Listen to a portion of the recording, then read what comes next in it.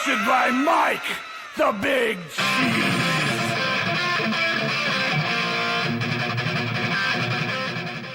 All right, welcome back to the Heavy Metal Mayhem radio show. It is March 20th, the first day of spring, and it really feels like it here in New York. Tonight, Dennis Schwan from SANCTION is on the show. Iman wanted to hear from him.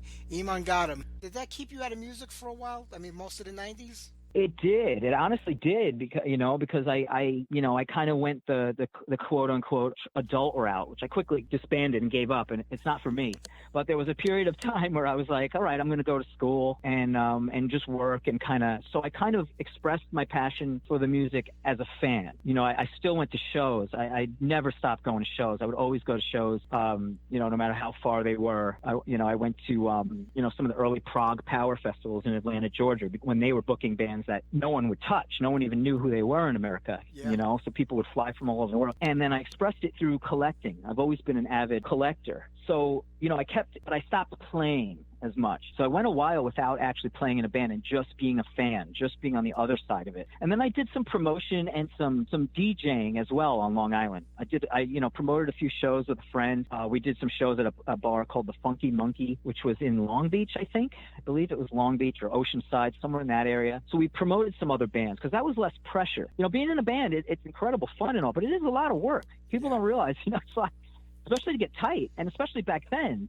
before computers and cell phones. God, I sound like an old man again, but I am. But, we didn't have the luxuries of today. We certainly didn't have the luxuries of what we can do now, jamming online and sending in parts and stuff. We were all together in a room, all day and all night sometimes. So you really had, it literally took up your entire life, especially to be good, to be tight, to be stage ready. It took up a large chunk of your life. You had to dedicate a big chunk of your life to it.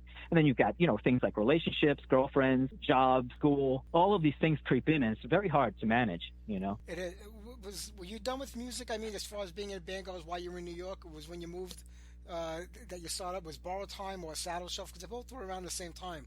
Was that your first time dipping your toes back into the band scene? The very first time was in a band called Miles Beyond, and they were out of Flint, Michigan. Okay. And I came and saw a show. I believe it was Sonata Arctica. I saw a show here in Detroit at a famous Detroit club called Harpo's. And there was this opening band, and they blew me away. I was like, who the hell is this? My first thought was they were a German band or something. They were amazing. Incredible guitar harmonies, great songs, catchy. They had it all. Incredible guitar solos, great vocalists. I was like, who the hell is this band? I got to find out. I've never heard of this band, Miles Beyond. It must be some German band or something I never heard of. Went up and talked to them afterwards, find out they're from Flint, Michigan, of all places. So I'm now living in Michigan. I said, for a long shot, I said, look, I thought I was honest. I haven't played in a while, but I love your band so much. This is the type of music I really am itching to get back in. I would love to play bass for you guys if you ever need a bass player. Didn't think anything of it. Well, it turns out their bass player at the time was the brother of the singer. He was going through what I was just talking about. He had a family, a job. He was, he couldn't really dedicate the time he wanted to. So he said to them, seek out another bass player to do live shows because I know you guys still want to do it. So literally, I don't remember exactly how long, but it was only a few months, I think, possibly weeks. I got a call from them to try out. And so Miles Beyond was my first band. I actually got the job as the bass player, and that really got me back into playing, and I realized how much I missed it. That was great. Did you ever record anything with the band, or was it just strictly live at the time? Strictly live. They have recordings, but I only did live gigs with them because the brother decided to come back and, and that kind of thing. So I was kind of just a live fill-in. So there's only live recordings, and they are on YouTube under the name Miles Beyond. We toured around here. We did like Michigan, Ohio, places like that. Had some really great shows. They're unbelievably Iron Maiden influenced. I mean, as soon as you hear them, you hear Iron Maiden. So I was a perfect fit. They were a perfect fit for me, to slide in there and do my kind of Steve Harris style, Joey DeMaio style bass playing in there. So it was a perfect fit. So that really got me excited again. Then at the Miles Beyond shows, I ran into these guys. We kept running into, when you go to shows, you keep running into the same people because you like the same things. So you're like instant friends because you have this mutual understanding. You don't even really have to know each other, but you look at the band T-shirt. It's like, okay, we're friends now. now. You get a beer and that's it. So I kept running into the same guys, and one of the guys' names was JP, which I believe was on your show. I'm sure you know him, John Pierre. Oh, yeah. John Pierre from Travel. Yeah. Now Travel. So he was, exactly, yeah. So he was coming to Miles Beyond shows, and kind of the same thing. It's funny how this all works. It's all the same. We're all the same. Metalheads, like kind of poetry. It all goes in circles. So he would come up to me after shows and be like, hey, I'm really into this. I know you're really into like the new wave of British heavy metal thing. I've got this band. We're looking to do it also as a live band. He had a demo with Borrowed Time, but they didn't have a live band set up.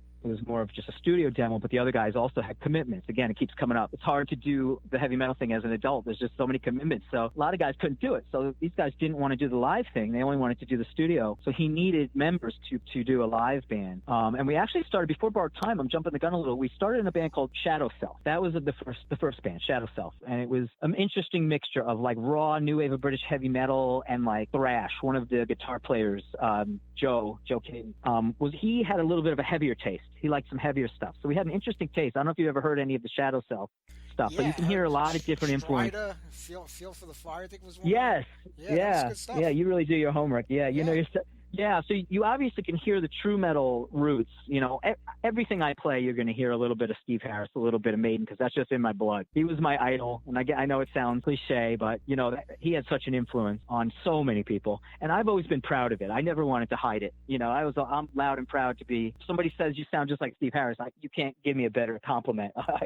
So you hear that, but then you hear, like, Joe bringing in that heavier dynamic, and I think it's a very interesting mix. I really do. Some people, you know, get turned off by it, but a lot of people find it interesting because of those different influences combining into one. And then that band eventually fizzled out as well, but then we kind of jumped, me and JP and the drummer Danny at the time from Shadow Self, then formed the live band of what became the live version of Borrowed Time. And you spent a lot of years with that band. I mean, between now and, like, you know, about a year or two ago, I think you were out of it for a while, but you came back into the fold again. Yeah, we did. We recorded some 45s. We did some 45s with an Irish, a really cool Irish record company. God, my memory's going to be mad at me, but I can't remember the name of it right now, but it'll come to me. But we did a 45 for a song called Fog in the Valley. Then we got signed to High Roller Records also, and we did some releases with them. And then I was eventually out of the band. We kind of went through a Spinal Tap phase in Borrowed Time. If you look at our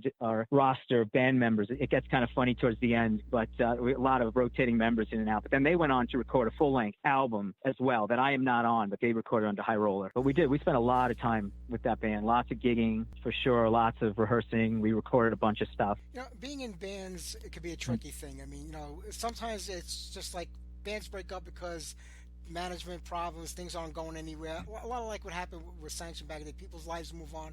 And then you have like where there's a lot of friction between the members and you just can't get along and you leave a band. What do you think is the hardest part about keeping a band together?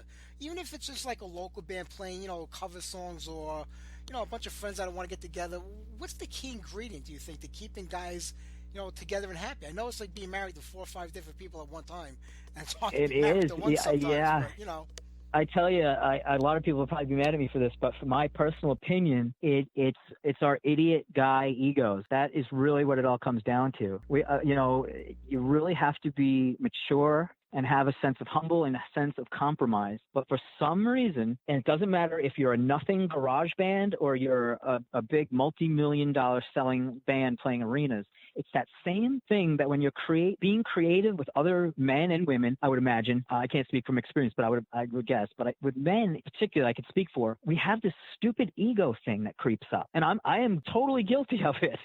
And even people you wouldn't think are guilty of it, I don't know what it is. It comes out, and all of a sudden you get this stupid, I don't know what, you know, this battle for egos and control and power. And again, you don't even have to be talking about money. There cannot even be serious money involved. When you get real money involved, it really gets crazy, as you can see, what goes on every day with big bands. But it is just this crazy little, weird little part of us, this ego thing. And you get into these petty, immature, like schoolboy battles of ego that can end up, you know, destroying things. And it's really kind of sad head, but it just seems to be the name of the game for whatever reason. Yeah, I have to give credit to the bands that are able to compromise and put it behind them, because I'm sure, I mean, I was in a band myself back in, in the 80s, but I wrote most of the music, and the band loved it because they didn't have to do it, so I didn't have that issue.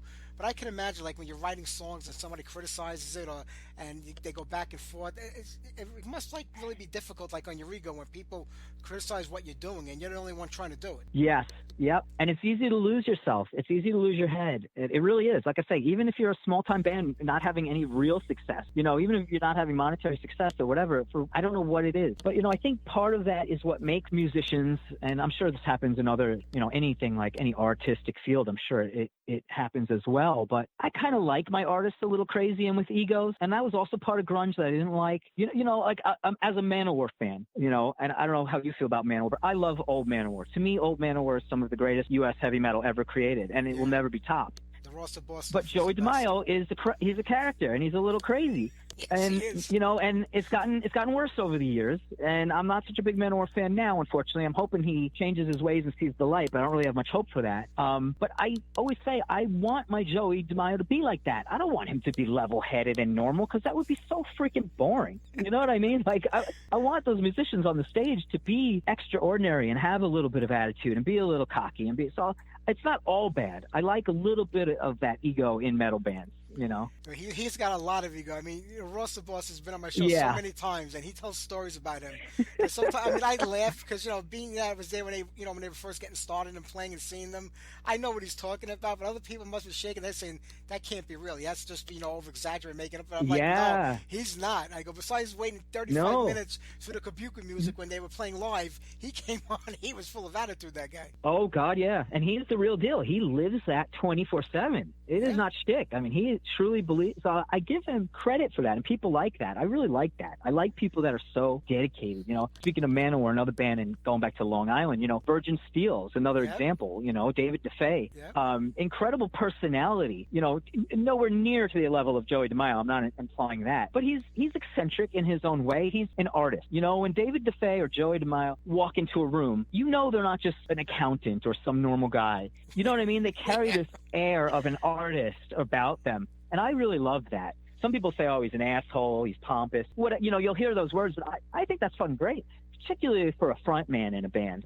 That's how I like it. I like them to be something special, something out of the ordinary, above and beyond the norm. I can see the norm every day.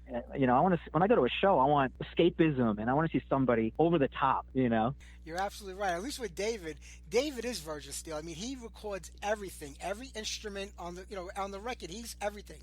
Keyboards, guitar, bass, drums. He does it all live. He's got other people that are in the band, but they're just like in the band for the live show technically. But he does everything. At least he's the mastermind. Joey lets everything sing it a little bit.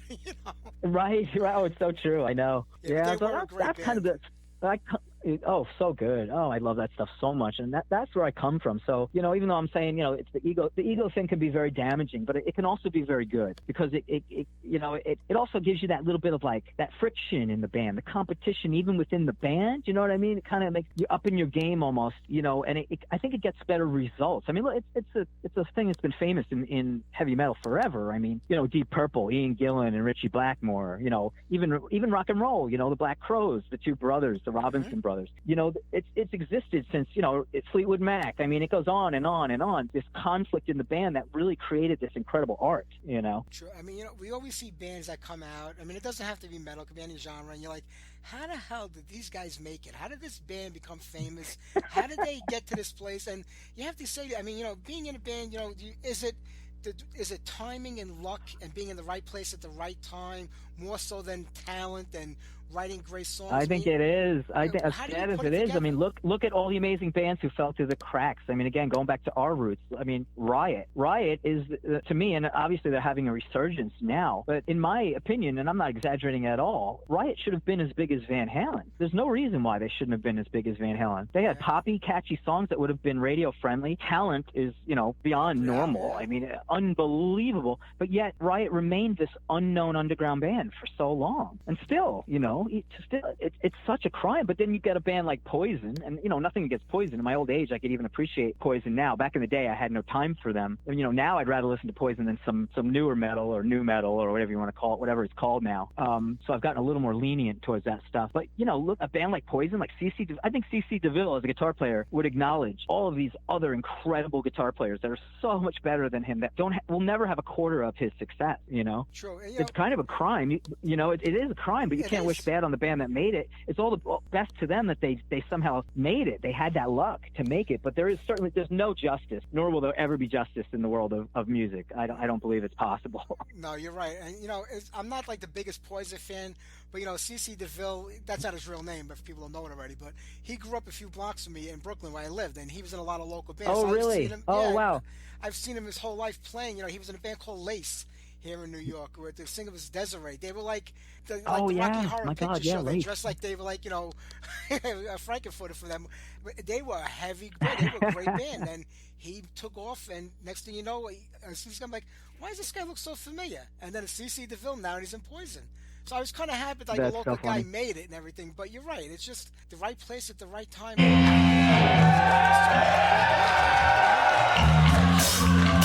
Dennis Schwan.